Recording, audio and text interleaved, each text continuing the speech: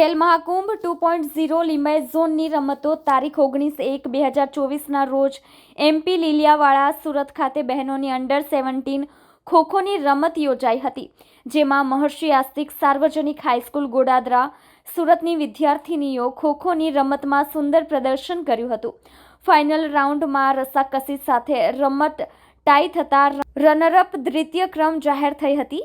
બહેનોની under 17 team Surat જિલ્લા કક્ષાએ પ્રતિનિધિત્વ કરશે. શાળાના વ્યાયામ શિક્ષક ધનસુખભાઈ ભોયાએ વિદ્યાર્થીનીઓને માર્ગદર્શન આપ્યું હતું. શાળાના આચાર્ય જયેશભાઈ પરમારે શાળાનું નામ રોશન કરનાર વિદ્યાર્થીનીઓને અને વ્યાયામ શિક્ષકને અભિનંદન પાઠવ્યા હતા. સાથે જ જિલ્લા કક્ષાએ ટીમ વિજેતા બને એવી તમામ ખેલાડીઓને શુભેચ્છા પાઠવી છે.